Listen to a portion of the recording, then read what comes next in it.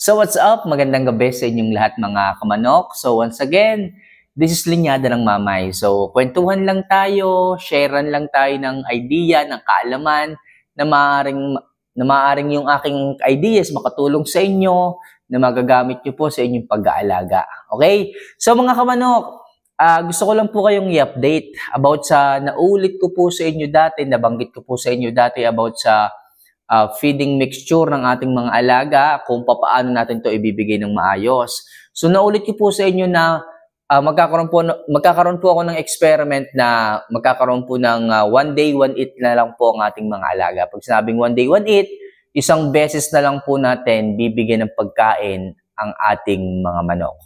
Yung iba dyan magre-react, yung iba dyan magugulat, yung iba dyan madidismaya. So ano ba yung mga napansin ko? Ano ba yung mga nakita ko, naobserbahan ko, apan na sinusubukan ko po yung one day, one eat sa aking mga alaga? Meron ba tong disadvantage? Meron ba tong advantage?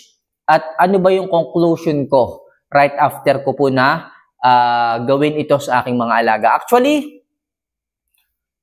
parang mahigit isang buwan na po. Okay? Simula po ng i-start ko po na magbigay ng isang beses lang ng pagkain sa ating mga alaga. So pag sinabing one day, one eat mga kamanok, sa buong araw, isa lang beses po natin sila bibigyan ng pagkain. And yung painom po nila, kailangan unlimited. Kailangan 3 times po tayo magpapalit. Kung mas marami, mas maganda. For example, pwedeng 4 times or 5 times, mas maganda sa maghapon. Okay? Ibig sabihin, hindi na nga tayo nagpapatoka ng 2 times. Kailangan yung tubig nila dapat lagi pong fresh and malinis. Okay? So, okay, proceed na po tayo sa mismong conclusion ko. Right after po na magbigay ako ng pagkain sa kanila, ang dami po kasi ng pagkain na aking ibinibigay sa kanila is 65 grams. Okay? 65 grams. Yun po ay sa loob na po ng buong araw. Ibig sabihin, pwede ko ba sabing 24 hours?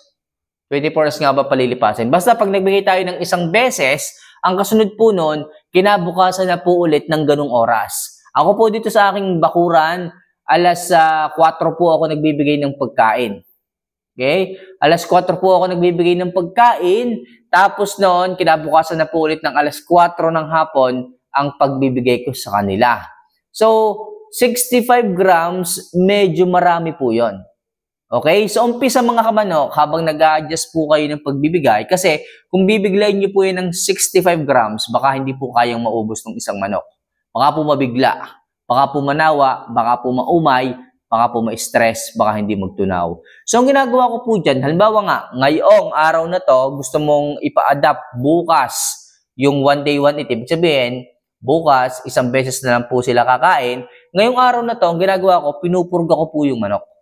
Purga, paligo, then bigay ng injectable supplements kung kinakailangan, kung mapeta ang katawan. Para kahit paano, mag-expand at mas gumanda po yung blood circulation ng dugo. Alright? Ang binibigay ko dyan, Vitamax. Napakaganda po yan pagdating sa ating mga alaga. Namumula po kaagad ang kanilang mga mukha. Okay? Nagbibuild po kaagad ang kanilang mga katawan.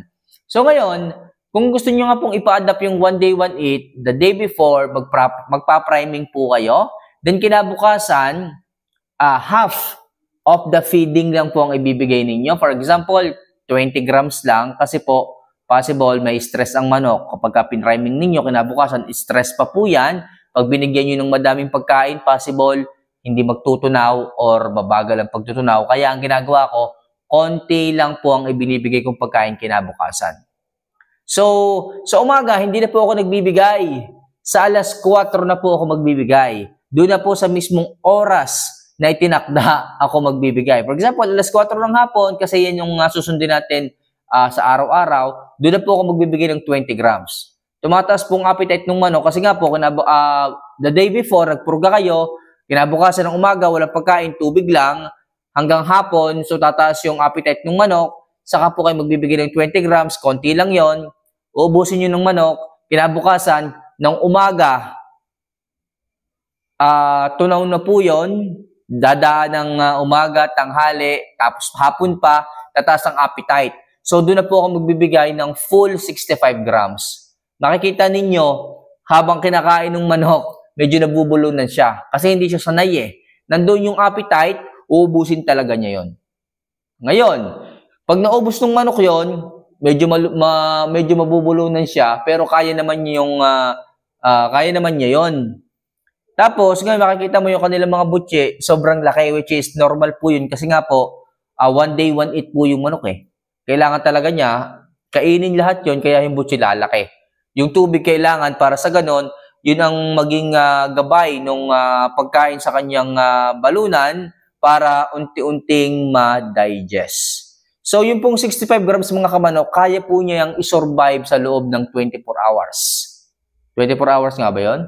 Alas 4 ng hapon, kinabukasan ng umaga, 4, 5, 6, 7, 8, 9, 10, 11, 12, 1, 2, 3, 4, 5, 6, 7, 8, 9, 10, 11, 12, 24 hours.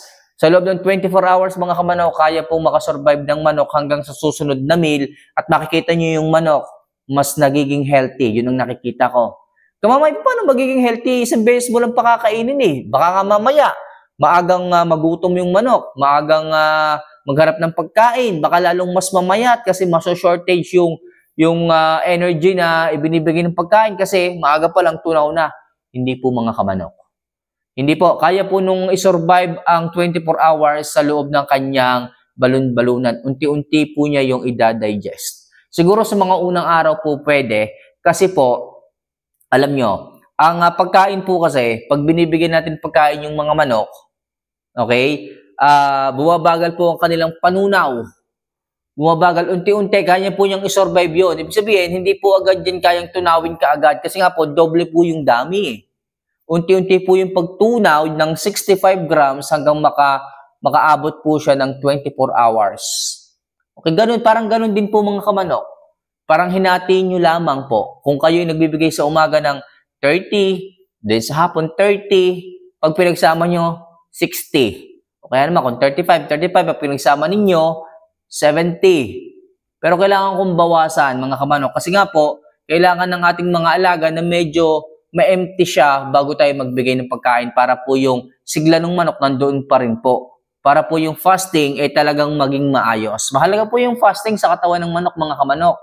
Para po yung excess na sapola, excess na taba ng manok, excess na cholesterol is mabawasan. At saka yung, alam niyo po ba, kapag maraming sapola ang ating mga alaga, ang puso po ng mga yan ay hindi po ganun ka-healthy.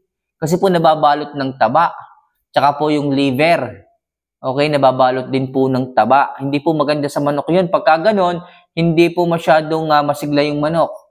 Nakikita nyo, maganda naman ang pangangatawan pero nagtutulogin na ganyan. So possible may problema sa puso, may problema sa vital organs, hindi siya active sa mga exercises, mga workouts, kaya ganun. Pero kung siya is nakakapag-fasting mga kamanok, hindi po nabubuo yung fats, hindi po nagiging masyadong mataba ang kanilang fats sa kanilang puso at sa mga vital organs. Kaya po ang ating mga alaga is healthy. Mapapansin nyo mga kamanok eh. Bandang alas 3 ng hapon bago kayo magbigay ng pagkain, talagang mga energetic yung mga alaga. Kaya po napansin ko, ang ganda. Mas gumanda ang feedback sa manok kapag 1 day, 1 eat. Okay, natutunaw po yung taba. Ang ganda ng hipo eh. Wala talagang sapola, ang gagaan. Tapos, naghahalo pa kayo ng fermented Jackie oats. Napakagandang kombinasyon mga kamanok. Healthy ang mga alaga natin. At saka napakaganda nito. Pwede pong sa umaga magbigay kayo ng pamurga. Hindi nyo na kailangan pang i-fasting kasi naka-fasting na sila eh. Anytime, pwedeng weekly magpurga kayo. Para talagang said o dala lahat ng mga bulate sa loob ng sistema ng manok. Kasi naka-fasting na sila eh. Diba? Ang bilis ng improvement ng katawan. Pasok na pasok kaagad yung pagkain na ibinibigay natin. Basta yung tubig mga kamanok, huwag niyo pong kalilimutan, laging fresh dapat. May mga manok na ganyan na ayaw uminom kapag hindi fresh yung tubig, lalo na kapag naiinitan. Kasi siguro alam din nila na baka sila magkasakit, baka sila magkasipon, magkahalak. Pero kapag talagang uhaw na yung manok, kahit mainit, iniinom, kaya po mapansin nyo minsan, bigla na lang magkakahalak, bigla na lang magkakasipon dahil po yun doon. Pero kung inyo po yung naalagaan, inyo pong napalitan ng painom, ng tubig, fresh, palagi, nasa lilim, hindi po sila magkakasakit. Okay? So, yun lang mga kamanok. Napansin ko overall, napakaganda ng One Day One Eat. Bakit hindi nyo rin po itry? At saka, napakatipid sa pagkain. Kasi nga po, 60 grams, 65 grams. Ang 65 grams lang ang aking ibinibigay sa kanila.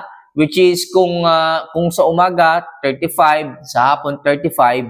So, 70 po yun. Nakatipid po ako ng 5 grams. At saka yung hassle mo na mag-e-effort ka na magbigay ng pagkain, magbi-mixture ka ulit. So, trabaho na po eh. Pero kung One Day One Eat, sa hapon ka lang magbibigay, napakaluag ng schedule mo. Hindi ka masyadong hirap, hindi ka masyadong pagod. Alright?